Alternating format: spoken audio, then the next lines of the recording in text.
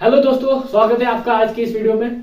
हमने डिसाइड किया है कि हम एक वीडियो चेन स्टार्ट करेंगे जिसमें हम डिफरेंट मेडिकेशंस, डिफरेंट डिजीजेस पे वीकली एक वीडियो पोस्ट किया करेंगे और इस वीडियो सीरीज का नाम होगा डॉक्टर टॉक्स। तो दोस्तों, क्या आपको पता है कि अभी यूएसए में 37.3 मिलियन एडल्ट ऐसे हैं जो डायबिटीज की बीमारी से सफर कर रहे हैं। एंड इवन इंडिया को डायबिटिक कैपिटल ऑफ वर्ल्ड भी कहा जाता है, क्योंकि करंटली इंडिया में एस्टिमेट किया जाता है कि 80 मिलियन एडल्ट ऐसे हैं जो डायबिटीज से सफर कर रहे हैं। इवन कि इस स्कोर को, इस नंबर को 135 मिलियन तक प्रोजेक्ट किया जा रहा है कि ये 135 मिलियन तक जा सकता है 2045 तक। एंड अगर हम कैजुअलिटीज की बात करें तो इवन सिर्फ 2019 में 2 मिलियन डेथ्स हुई है बिकॉज ऑफ डायबिटीज और kidney failure associated with diabetes, और other kidney failure because of diabetes. मतलब यह है कि या तो डायबिटीज से या किडनी फेलियर से, लेकिन kidney failure because of diabetes हुआ है। इवन 2 मिलियन डेथ्स हुई है। अगर हम देखेंगे कि केसेस में कितना इंक्रीज हुआ है, 1980 से लेके 2014 तक जो ये केसेस है डायबिटीज के, ये बढ़ गए 108 मिलियन से 422 मिलियन तक ग्लोबली। ज्यादातर पता ही हमें या तो लो इनकम वाले कंट्रीज में पाया जाता है या तो मिडिल इनकम वाले कंट्रीज में पाया जाता है। एंड 2000 से लेकर 2019 तक जो ये इंक्रीज इन द मोर्टिलिटी था बिकॉज ऑफ डायबिटीज, वो 3% से इंक्रीज हो गया। And even international diabetic federation के अकॉर्डिंग 16% इंक्रीज हुआ है जो रेट है जिससे डायबिटिक पेशेंट बढ़ रहे हैं सिंस 2019। तो दोस्तों, क्या आपको नहीं लग रहा है कि डायबिटीज का टॉपिक एक ऐसा टॉपिक है जिस पे बात होनी चाहिए, जिसके बारे में आपको नॉलेज होनी चाहिए, क्योंकि इतने सारे लोग सफर कर रहे हैं। तो मे बी आप प्री डायबिटिक हो या आप में अभी ऐसे कंडीशन हो, आपका एनवायरमेंट ऐसा हो कि आप डायबिटीज की तरफ जा रहे हो। तो चलिए स्टार्ट करते हैं आज का वीडियो। तो दोस्तों, आपको पता है कि जो भी चीज हम खाते हैं या हमें जो भी काम हमें करना है, उसमें एनर्जी चाहिए होती है, ठीक है। और एनर्जी के लिए आपने अगर टर्म सुनी होगी एटीपी, तो ठीक है, नहीं भी सुनी होगी तो कोई फर्क नहीं पड़ता। लेकिन हर एक को ये पता होगा कि हमें काम करने के लिए, हमारी बॉडी को फंक्शन करने के लिए फूड चाहिए होता है, ठीक है। तो एक्चुअली फूड से हमें क्या मिलता है जिससे हम काम कर पाते हैं। देखो, जैसे ही हम फूड खाते हैं, ठीक है ना, कोई भी चीज लाइक आपने चावल खा लिए, आपने रोटी खा ली, कोई भी वेजिटेबल्स खा लिए, फ्रूट्स ऐसा जो भी खा लिए, तो ये हमारी बॉडी में जाके डाइजेस्ट होता है, ठीक। एंड डाइजेस्ट होके इसको छोटे छोटे मॉलिक्यूल्स में डिवाइड किया जाता है जिनको हम ग्लूकोज बोलते हैं, ओके।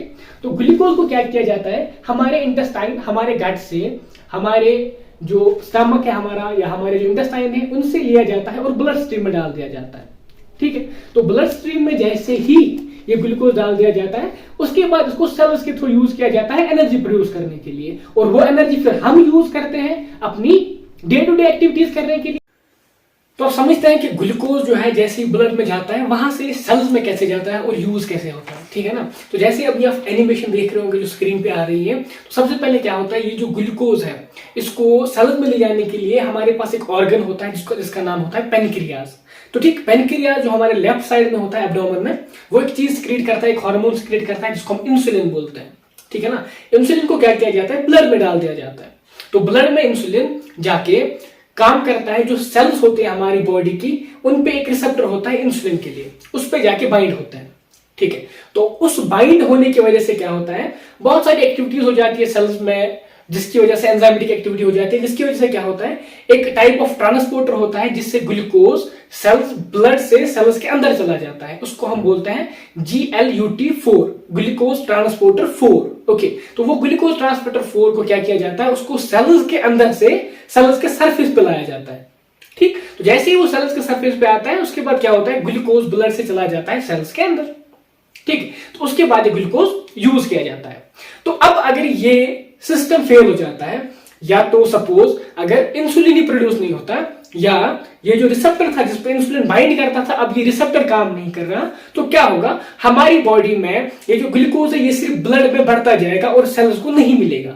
इसी कंडीशन को हम डायबिटीज बोलते हैं। डायबिटीज मतलब क्या होता है, एक ऐसी कंडीशन आ जाती है बॉडी में जब बॉडी ग्लूकोज को सेल्स में नहीं ले पा रही है, ग्लूकोज को यूज नहीं कर पा रही है, एंड ये जो ग्लूकोज एक्यूमुलेट होता है हमारे ब्लड में, ठीक है ना। तो इसी बेसिस पे हमने क्या किया है, डायबिटीज को हमने दो पार्ट्स में डिवाइड किया है या दो टाइप्स में डिवाइड किया है। पहला होता है डायबिटीज टाइप 1, जिसको पहले इंसुलिन डिपेंडेंट डायबिटीज मेलिटस भी कहा जाता था। ओके, उसमें क्या होता है, जो आपका पेनक्रियास होता है वो इंसुलिन सिक्रीट नहीं कर पाता बिकॉज ऑफ सम रीजन, कोई परमानेंट डैमेज हो जाता है इंसुलिन में, जिसकी वजह से इंसुलिन सिक्रीट ही नहीं होता, ठीक है ना। तो इस वाली डिजीज को हम, इस वाली टाइप को हम डायबिटीज टाइप 1 बोलते हैं, या इसको अर्लियर इंसुलिन डिपेंडेंट डायबिटीज बोला जाता था। ओके, सिमिलरली एक दूसरा टाइप होता है जिसमें क्या होता है, इंसुलिन तो प्रोड्यूस होता है लेकिन जो सेल्स पे रिसेप्टर होते हैं जिन पे इंसुलिन बाइंड कर रहा था वो काम नहीं कर रहे हैं, ठीक है ना। अब वो बाइंडिंग जो होती है वो नहीं हो रही, इसको हम बोलते हैं डायबिटीज टाइप 2 डायबिटीज और इंसुलिन इंडिपेंडेंट डायबिटीज, ठीक।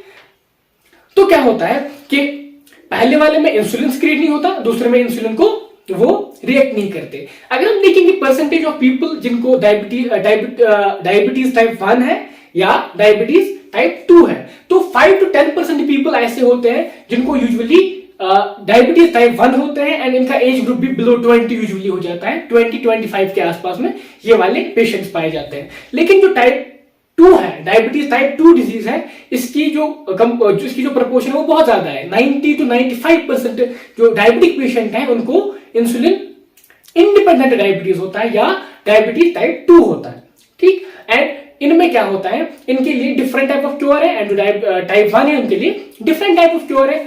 लाइक जो टाइप 1 डायबिटिक पेशेंट है जिनमें इंसुलिन प्रोड्यूस नहीं हो रहा है, उनको हम इंसुलिन इंजेक्शन देते हैं, वो इंसुलिन इंजेक्शन को यूज करते हैं और वो इंसुलिन आर्टिफिशियली हम देते हैं और वो आर्टिफिशियल इंसुलिन उनके ग्लूकोज को नॉर्मल कर देता है, ठीक है। लेकिन उनको कंटिन्यूअसली फूड के बाद इंसुलिन लेना पड़ता है। लेकिन जो टाइप 2 डायबिटीज है ये थोड़ा डिफरेंट है, इसके बारे में अब अच्छे से बात करेंगे क्योंकि इसके पेशेंट भी मैक्सिमम है एंड सबसे ज्यादा यही पाई जाती है और एज ग्रुप जो होता है 30 के अबव उनमें पाया जाता है, दैट इज वाई। तो मेन टॉपिक हमारा अब डायबिटीज टाइप 2 रहेगा, ठीक। तो अब आ जाते हैं जनरल सिम्टम्स पे। सॉरी, अगर किसी को डायबिटीज है तो कैसे पता चलेगा, ठीक है ना। कुछ सिम्टम्स होते हैं लाइक, तो पहला सिम्टम है एक्सेसिव थर्स्ट एंड हंगर। कोई बंदा है उसको सबसे ज्यादा प्यास लग रही है, वो पानी पीते जा रहा है लेकिन प्यास फिर भी लग रही है, ठीक है। और जैसे ही क्यों लगती है, अपने रीजन है, इसके ऑस्मोटिक रीजन है जिसकी वजह से क्या होता है, डायूरेसिस होती है। जो भी आदमी जितना ज्यादा पानी ब्लड में होता है वो बाहर फेंका जाता है थ्रू यूरिन, ठीक है। इसी तरीके से हंगर क्यों लगती है, उसको भूख क्यों लगती है, क्योंकि जो ग्लूकोज उसको यूज करना था सेल्स में लेके वो सेल्स में जा ही नहीं रहा, वो सिर्फ ब्लड में रह रहा है, ठीक है ना। जिसकी वजह से क्या होता है, उसको भूख लग रही है, उसको लग रहा है कि मुझे ग्लूकोज और चाहिए, ठीक है। उसको मतलब स्कैरसिटी इन प्लेंटी होता है, प्लेंटी है, बहुत सारा ग्लूकोज है लेकिन उसको फिर भी हंगर है, स्कैरसिटी है ही नहीं क्योंकि ग्लूकोज अंदर नहीं जा रहा है सेल्स में। दूसरा जो सिम्टम होता है वो होता है फ्रीक्वेंट यूरिनेशन। ये जो बंदा है अभी तक नॉर्मल था, जैसे इसको डायबिटीज ऑनसेट हो जाता है तो इसको क्या होता है, यूरिनेशन इंक्रीज होती है, बार बार उसको यूरिनेशन के लिए जाना पड़ता है, ठीक है। सिमिलरली थर्ड वन क्या है, ड्राउजीनेस है, फटीग है। अब जो एनर्जी ग्लूकोज से मिलती अब वो एनर्जी नहीं मिल रही तो बंदा क्या है, थक जाता है, फटीग हो जाता है, उसको एनर्जी नहीं रहती, ड्राउजीनेस हो जाती है, ठीक है। इसी तरीके से उसकी स्किन भी ड्राई हो जाती है, इच्ची हो जाती है एंड स्केली हो जाती है। वहां पे आपको सपोज लाइक उसको खुजली होना स्टार्ट होता है, उसकी स्किन ड्राई होती है एटसेट्रा, ठीक। हाँ, विजन भी ब्लर हो सकता है, ब्लरी विजन पाया जाता है डायबिटीज में, रेटिनोपैथीज आ जाती है। क्यों आती है आगे हम डिस्कस करेंगे, लेकिन उसको लगेगा कि मुझे विजन में प्रॉब्लम हो रही है, ब्लर विजन हो रहा है, ठीक। इसी तरीके से उसके जो वोंड है वो भी स्लोली हील होंगे। अगर उसको लगती है कहीं पे, किसी कट लगता है, कोई जख्म लगता है तो उसको भरने में बहुत टाइम लगेगा, ठीक है ना। और यूजुअली इनमें फीटल एडीमा पाया जाता है, जो फीट होते हैं वहां पे एडीमा होता है, जो एंकल होते हैं वहां पे एडीमा होता है। तो ये मेन सिम्टम्स है जिन पे हमें फोकस करना होता है। अगर ये सिम्टम्स पाए जाते हैं तो हमें जाना चाहिए, चेक करना चाहिए कि कहीं हम डायबिटीज वाले इस ग्रुप में तो नहीं आते हैं, ठीक है। अब बात करते हैं ये जो इफेक्ट्स होते हैं इसके डायबिटीज के, स्पेशली डायबिटीज जो इफेक्ट हमारे हेल्थ पे डालते हैं वो इन इफेक्ट्स के बारे में हम देखते हैं। तो किन किन ऑर्गन्स को डायबिटीज इफेक्ट करता है, आपका हार्ट, आपके blood vessels, I, kidney and nerves. ये 4-5 ऑर्गन्स या 4-5 हमारी बॉडी के कंस्टिट्यूएंट्स हैं जो सबसे ज्यादा इफेक्ट होते हैं डायबिटीज से। जो एडल्ट होता है जिसको डायबिटीज है, वो 2 to 3 टाइम्स उसके ज्यादा चांसेस होते हैं कि उसको या तो हार्ट अटैक आ सकता है या तो शॉक हो सकता है। ठीक है, तो 3 to 4 टाइम्स चांसेस इंक्रीज होते हैं इस पेशेंट की जो डायबिटीज होता है as compare to non diabetic patient.